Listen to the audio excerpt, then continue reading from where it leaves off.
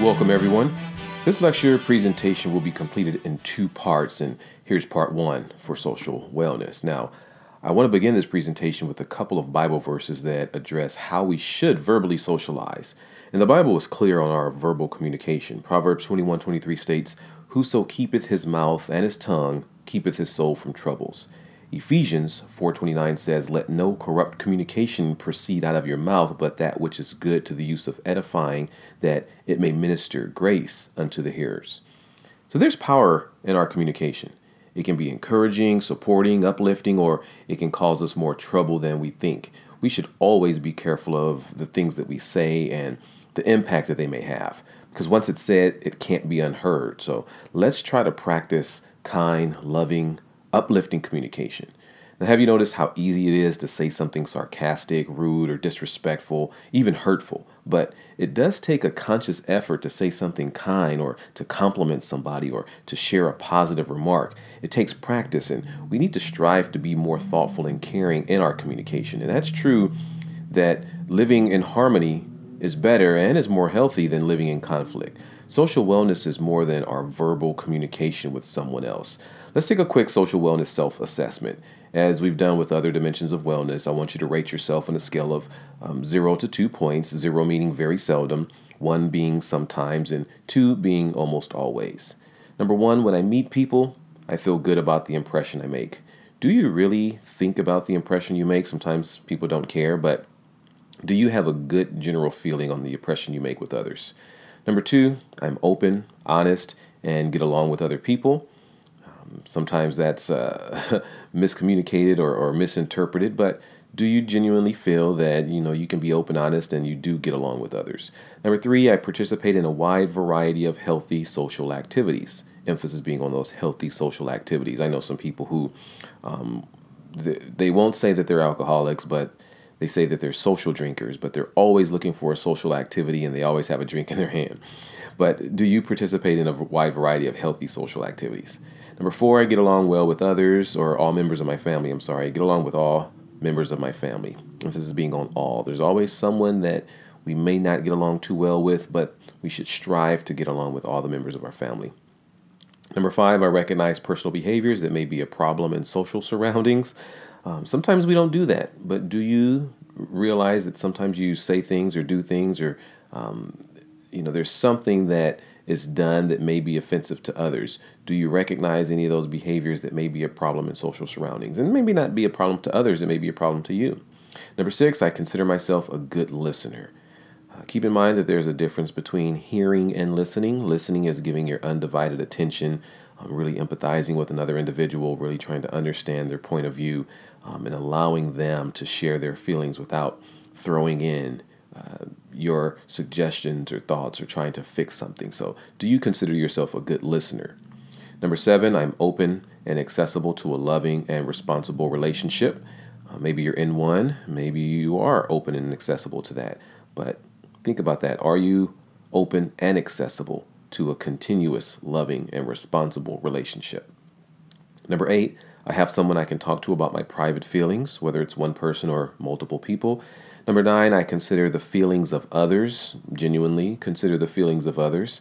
You always put others first, and that's not to say that you neglect yourself, but you are caring about someone else. And 10, I consider how what I might say or how what I say might be perceived by others before I speak. So add up the total that you have there for those, and we'll take a look at the assessment outcomes. If you are between 16 to 20 points in this self-assessment, you're set to have excellent strength in the social wellness dimension. If you're between 9 and 15 points, there's some room for improvement. And if you're below 8 points, then you're considered to be dangerously low.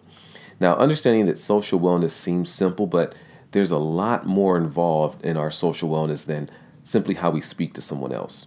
Social wellness involves how we interact, how we engage with others and our environment. Interacting and engaging are not one-sided. It means giving and receiving information.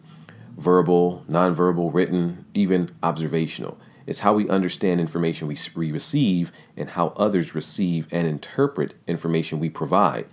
It involves a sense of communication in all the different forms. And in today's society, that means electronic communication as well. The importance of our social wellness and how we improve it is dependent upon how we reflect on our own personal habits and how those habits affect our ability to socialize and communicate. So, some questions to ask yourself when thinking about your own social wellness. This is just a personal reflection. How well do you interact with others? How are your communication skills? How do you develop and maintain healthy relationships? How do you demonstrate respect for yourself and others? How do you demonstrate a genuine care for others? How do you allow others to care for you? And how do you practice empathy? So these are some things that we need to think about and reflect on our own behaviors, our own conduct, our own communication before we try to impose something on someone else. All of these work together to help us improve our own social wellness. Now, those of you familiar with the social sciences may be aware of the Albert Bandura and his Bobo doll experiment. And what this experiment suggested was that we learn through our social experiences. For example, the Bobo doll experiment included children observing aggressive acts towards the doll, which this was this inflatable doll with this weight at the bottom. Some of you may be old enough to remember. I had one myself. And children mimicked the behavior that they observed, whether it was aggressive behavior or kind behavior.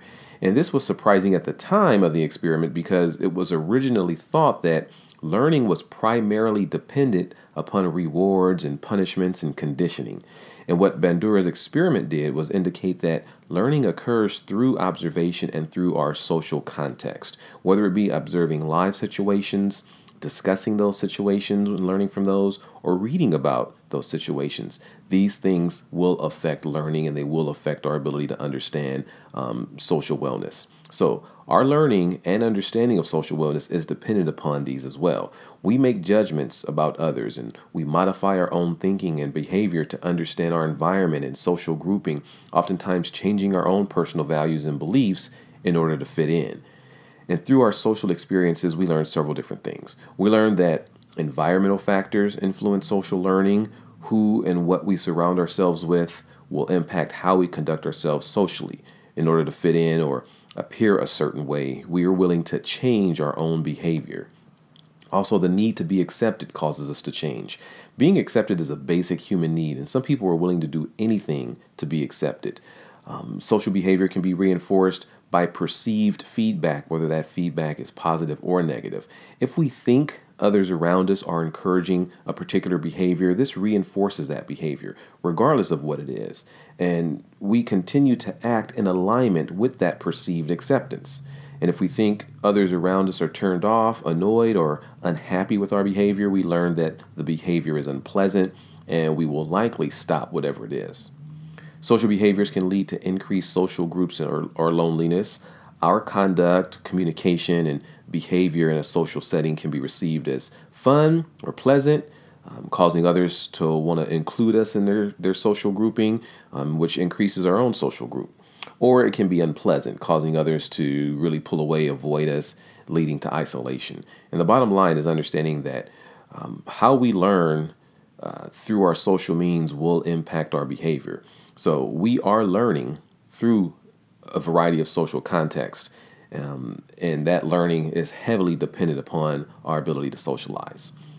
Now, there's research on the pros and cons of social wellness, and the Journal of Psychosomatic Medicine suggests that poor social wellness is also equivalent to low self-esteem or low immune systems. A lot of problems that individuals face from a health perspective are also contributed to poor social wellness. Positive social wellness helps improve our stress. It gives us a stress management technique. It allows us to release some of that stress. Also, signs of affection, which are social behaviors, improve health.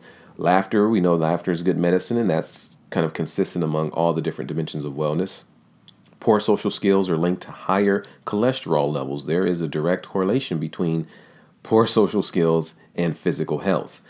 Healthy friendships are equivalent to healthy personal outlooks and choices, more optimistic views, and positive social networks also help to improve our own attitude and moods.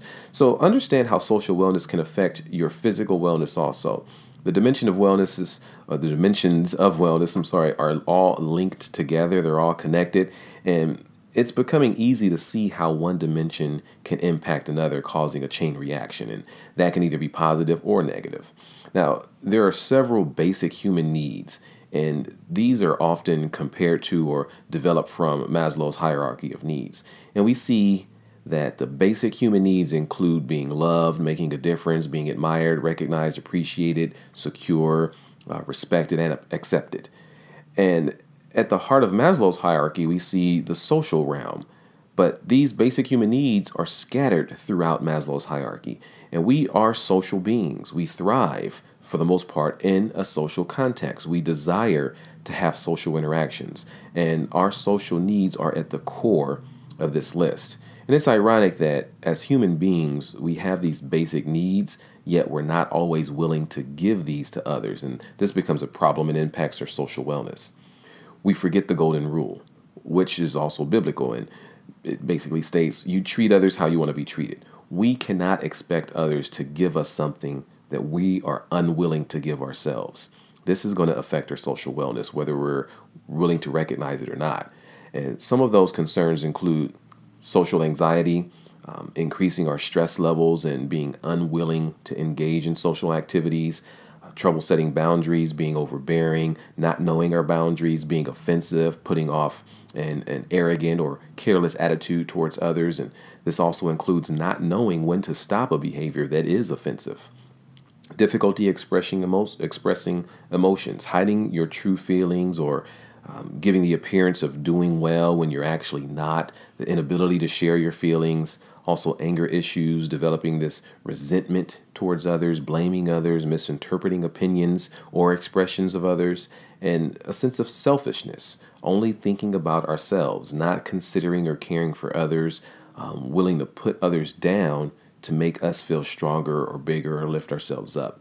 And then loneliness. And loneliness includes a sense of sadness or depression, because loneliness is not a choice. It's something that's imposed on us.